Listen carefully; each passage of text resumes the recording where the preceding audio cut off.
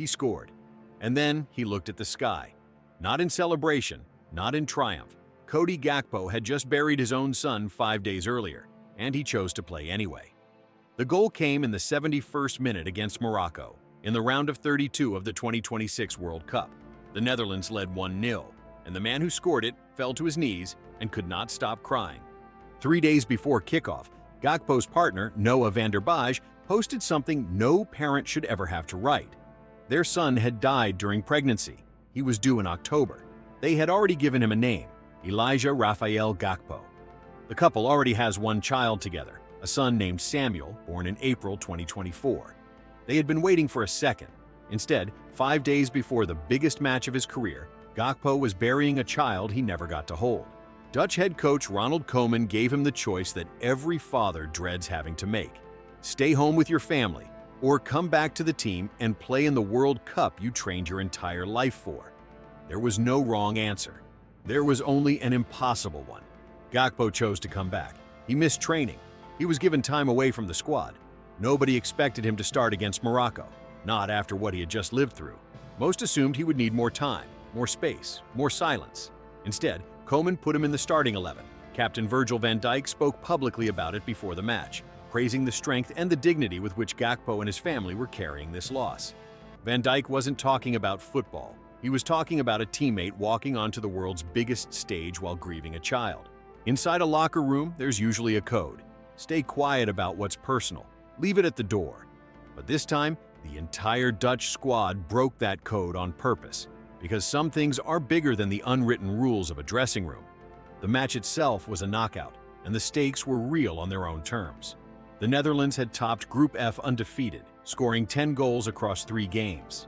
Morocco arrived just as confident, unbeaten themselves, chasing the same kind of magic that carried them to the semifinals back in Qatar in 2022. None of that mattered the moment kickoff happened. Every camera in that stadium found Gakpo first. And then, in the 71st minute, the Netherlands broke forward in a counterattack. The ball found Gakpo's feet. He finished it clean. He dropped to his knees. He looked up at the sky.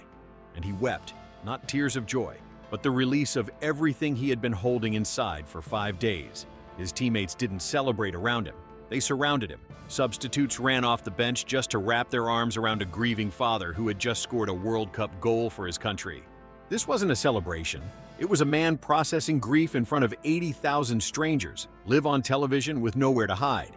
Here is what most people watching at home didn't know in that moment. That goal was Gakpo's 6th in World Cup history, across the 2022 and 2026 tournaments combined. It puts him just 1 goal behind the group of Dutch legends tied for 2nd on the all-time list: Dennis Bergkamp, Robin van Persie, Wesley Sneijder, Arjen Robben, and Rob Rensenbrink. Only Johnny Rep, with 7 goals across 1974 and 1978, stands above all of them. Gakpo is 27 years old. He is not supposed to be mentioned in the same breath as Dutch football royalty from half a century ago. And yet, here he is, closing the gap, in a tournament where his personal life has been falling apart in real time. But the Netherlands night did not end in celebration. In the 90th minute, Morocco's Issa Diop rose above the Dutch defense and headed home the equalizer, sending the match into extra time. Neither side could find a winner over the next 30 minutes. It went to penalties. Morocco converted. The Netherlands did not. Final score, 3-2 on penalties. The Dutch World Cup was over. It is the 2nd time in recent World Cups that the Netherlands have been eliminated this exact way, by penalty kicks, in a knockout match they could have won. The pain of this loss will sit differently than most, because for one of their best players, this tournament was never just about football. Morocco, meanwhile, advances to the round of 16, repeating the path that made them the most beloved underdog story of the 2022 World Cup in Qatar, when they became the first African nation in history to reach a World Cup semifinal. They now face Canada with a chance to do something even bigger. For American viewers, this match aired live on Fox and Telemundo, as part of the same World Cup being hosted primarily across the United States. The game happened in Monterrey, Mexico, but it was part of the same tournament, the same broadcast, the same shared sporting summer that has captivated this country for weeks. And this story at its core is not really about soccer.